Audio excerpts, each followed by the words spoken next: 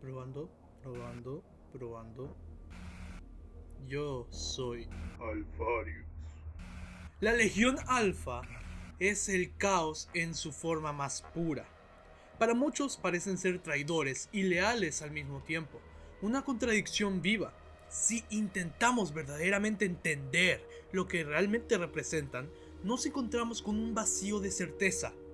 ¿Fueron alguna vez defensores de un ideal o simplemente sombras tras un velo de mentiras? No lo sabemos y quizás nunca lo lleguemos a saber con certeza.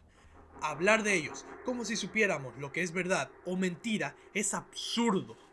Cada acción, cada palabra, cada movimiento podría tener dobles, triples, incluso cuádruples intenciones. No podemos estar seguros de nada. Lo único que permanece claro es que yo soy Alfarius. Y esto es una mentira. Para comprender la esencia de la Legión, no debemos mirar a sus legionarios, sino a su primarca, la cabeza de la Hidra, Alfarius Omegon, el 20º primarca, el más enigmático de los hijos del emperador. Su tamaño notablemente menor que el de sus hermanos le permitía mezclarse entre los demás astartes sin ser notado. Su historia comienza siendo lanzado a la disformidad por su madre Erda, al descubrir los extraños planes del emperador. Pero, a diferencia de los demás primarcas, su origen es único. No fue hallado en un distante campo de batalla o un extraño mundo sin nombre, sino en un mundo azul, un mundo verde, frío y distante. Terra. Su descubrimiento fue tan extraño como su vida misma, pues su cápsula aterrizó en secreto cerca del Palacio Imperial, siendo encontrado por el emperador y Malcador el Sigilita. Este hallazgo fue celebrado y finalmente había pruebas de que los primarcas habían podido sobrevivir al viaje a través de la disformidad. El emperador confió a Malcador la tarea de educar al joven Alfarius. Las guerras de unificación aún continuaban y los guerreros trueno eran necesarios todavía. Alfarius sería moldeado para ser el agente perfecto en las sombras, capaz de actuar por su cuenta, aunque en realidad el imperio está infestado de Corrupción y odio. Nosotros nos hemos asegurado de ello. El objetivo era que Alfarius pudiera actuar incluso sin órdenes directas, convirtiéndose en el arma secreta del emperador. Conocería todos los rincones del naciente imperio, moviéndose entre los humanos normales sin ser detectado, y destacando no solo por su estatura, sino también por su habilidad para controlar su propia aura. Mientras que otros primarcas irradiaban poder y atrayendo inevitablemente la admiración de quienes lo rodeaban, Alfarius podía ocultar o modificar esa percepción a voluntad, haciéndolo prácticamente invisible. Piensa en la habilidad de Magnus el Rojo, el cual podía modificar tanto su estatura como el color de su piel, solo que esta vez utilizándolo para un disfraz perfecto, cuya presencia es engañosa. Vivió entre los humanos sin ser descubierto, desarrollando un amor profundo por la humanidad durante todo su entrenamiento. Tan bueno fue en su papel que incluso Constantin Baldor nunca lo llegó a descubrir como tal, hasta que Alfarius decidió poner a prueba las defensas del Palacio Imperial, intentando asesinar al emperador. Con precisión letal, superó y eliminó a varios custodes bajo el mando de Baldor. Si no hubiera sido por la intervención de Malcador, el disparo de esta torreta habría alcanzado al emperador. Baldor, tras enfrentarse a Alfarius, le reprendió por su fracaso, solo para que el primarca revelara que su verdadero plan había sido usar una de las defensas del Palacio Imperial contra su objetivo. Este audaz intento de asesinato desencadenó lo que serían los juegos de sangre que los custodes habían diseñado para probar las defensas del Palacio Imperial. Alfarius, siempre confiado de sus habilidades, no solo demostró ser un formidable adversario, sino que sus acciones marcaron el fin de los guerreros de trueno. En el monte Ararat, se dice que los ángeles oscuros fueron los primeros en derramar sangre en el nombre del emperador.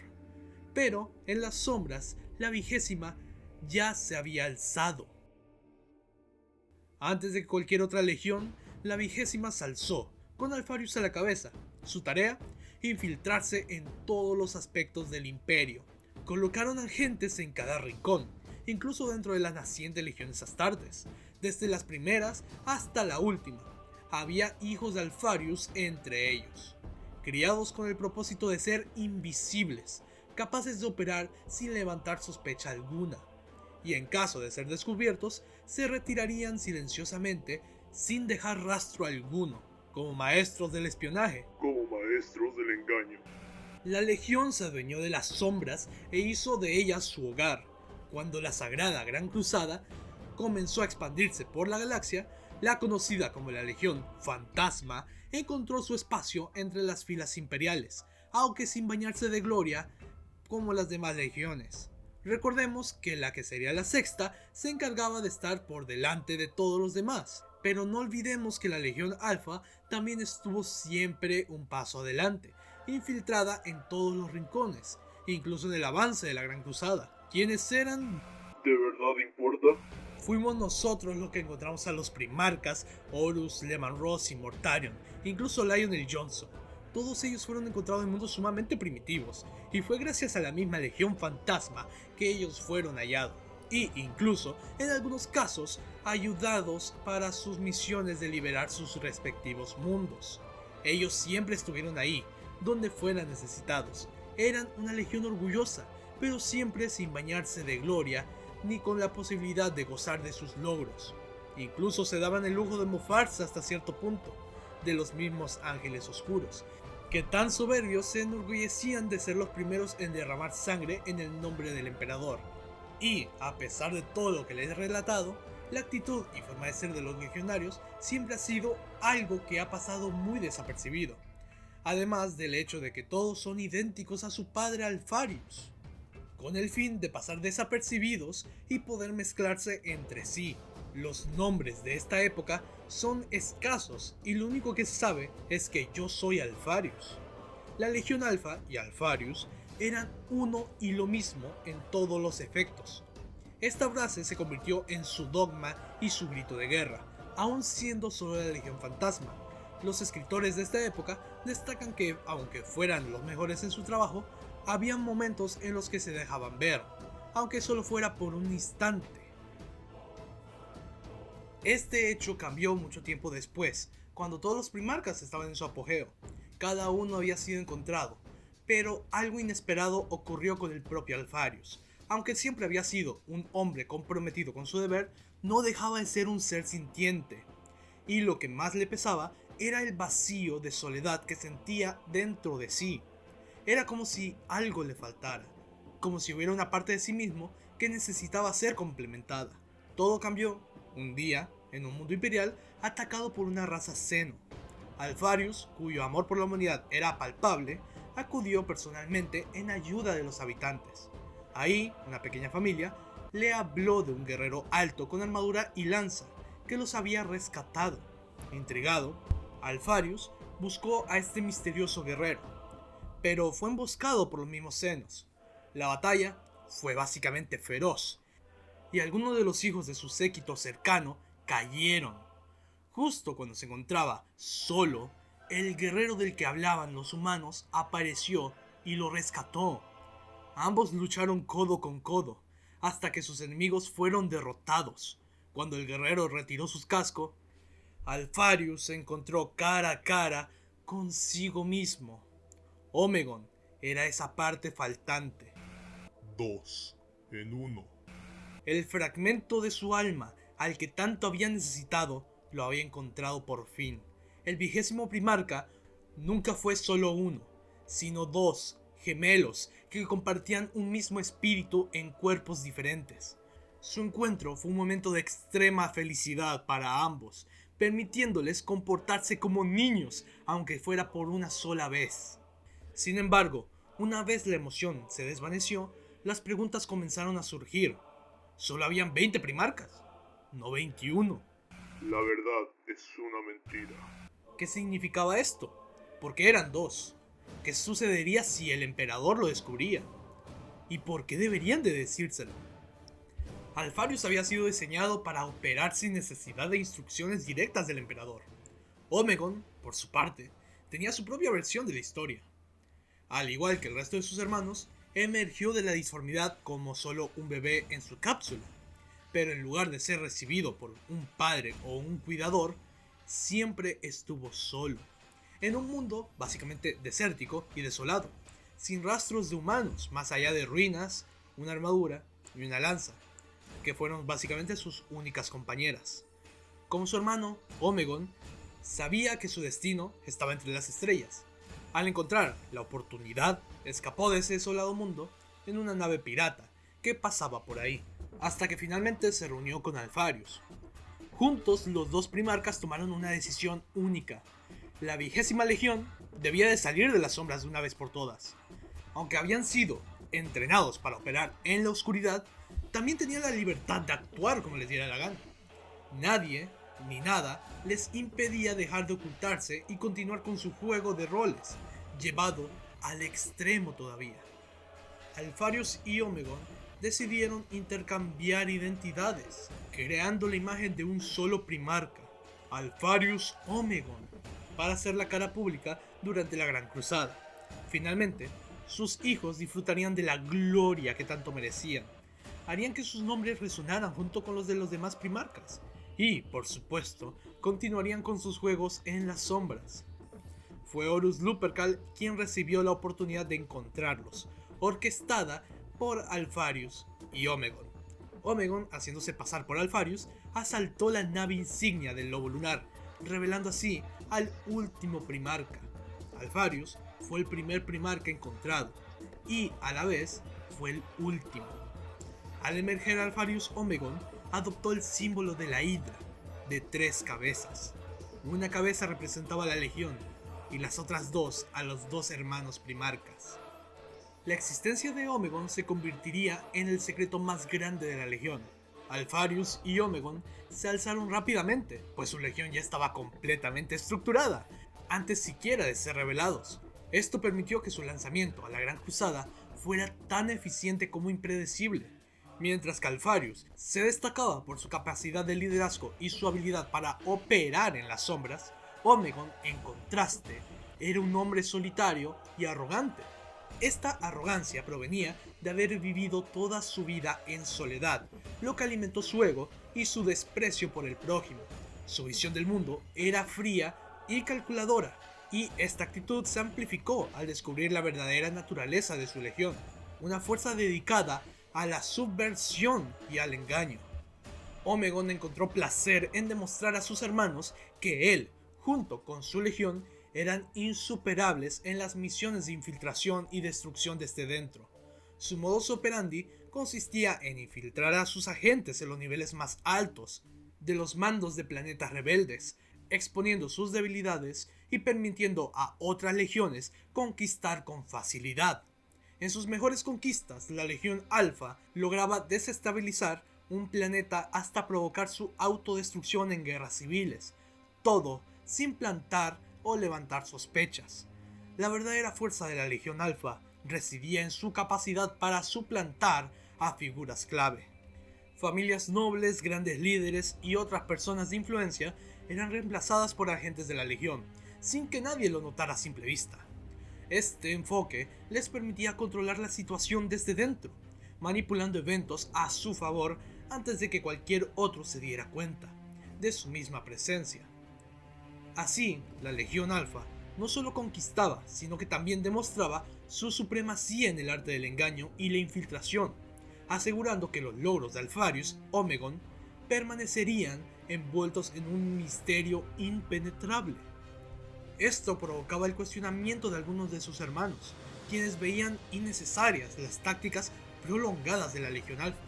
Conquistas que podrían haberse resuelto en semanas se extendían por meses, todo para permitir las infiltraciones y maniobras de la Legión. Eran maestros en lo que hacían, pero a menudo su eficiencia en acción directa dejaba mucho que desear. Con la Gran Cruzada acercándose a su fin y la incertidumbre creciente entre los primarcas, Alpharius y Omegon se encontraron ante una encrucijada que cambiaría el destino de la humanidad para siempre. El encuentro con la Cábala. Esta enigmática organización, compuesta por la coalición de sinos y humanos, compartían un único y radical objetivo: erradicar al caos, sin importar el costo. Para ellos, el fin justificaba todos los medios. La Cábala, con su conocimiento del futuro, previó dos desenlaces posibles para la herejía de Horus que se aproximaba. En uno de los casos, el emperador sacrificaría su vida para derrotar a Horus, quedando atrapado en un estado de no muerte en el trono dorado. Esto llevaría al estancamiento del imperio y, con el tiempo, a su decadencia. Una decadencia que, inevitablemente, alimentaría los poderes ruinosos, permitiendo que se extendieran y consumieran a la galaxia en un manto de oscuridad y desesperación. Pero, en el otro desenlace, la victoria de Horus llevaría a un despertar de la última chispa de honor que aún residía en su interior. Atormentado por el horror de sus propios actos, Horus se volvería contra sus propios aliados, provocando una guerra civil caótica y brutal que culminaría en el Armagedón final. Este resultado, aunque desastroso, ofrecería una esperanza. Con la extensión de la humanidad, los poderes ruinosos ligados intrínsecamente a ella también desaparecerían. Convencida de que la mejor opción para destruir al caos era apoyar a Horus, la Cábala intentó reclutar a la Legión Alfa. Alpharius y Omegon, siempre astutos, aceptaron la propuesta, pero cada uno tenía sus propios motivos y reservas. Alpharius, entrenado para tomar decisiones en pro del imperio, percibió la mentira y la arrogancia en la Cábala. A pesar de su juramento de lealtad, decidió en secreto continuar sirviendo al emperador, saboteando desde dentro los esfuerzos de los traidores. Omegon, en cambio, al ser el más arrogante y con una menor cercanía al emperador y sus hermanos, no tuvo reparos en jurar lealtad a Horus. Después de todo, Horus fue el primer líder que verdaderamente comprendió y aceptó su manera de hacer la guerra, iniciando así su destrucción por toda la galaxia. Hydra Dominatus. La Legión Alfa se fragmentó, mientras permanecía unida, actuando bajo el estandarte de la Hydra, apoyando a Horus y al emperador al mismo tiempo. En Isban 5, donde los Manos de Hierro, los Salamandras y la Guardia del Cuervo fueron casi aniquilados por completo, la Legión Alfa infiltró a varios de sus agentes entre los supervivientes de las Legiones Leales. Estos agentes descubrieron al intento de Corvus Corax por reconstruir su legión mediante una mejora en la velocidad de la creación de nuevos astartes. Omegon, actuando en persona, se encargó de sabotear todos los avances que Corax había conseguido, corrompiendo hasta el último vestigio de la semilla genética pura y conservando algún que otro material genético para sí mismo. El destino de las semillas genéticas robadas sigue siendo un misterio que persiste hasta el día de hoy, una sombra más en la ya enigmática historia de la Legión Alfa.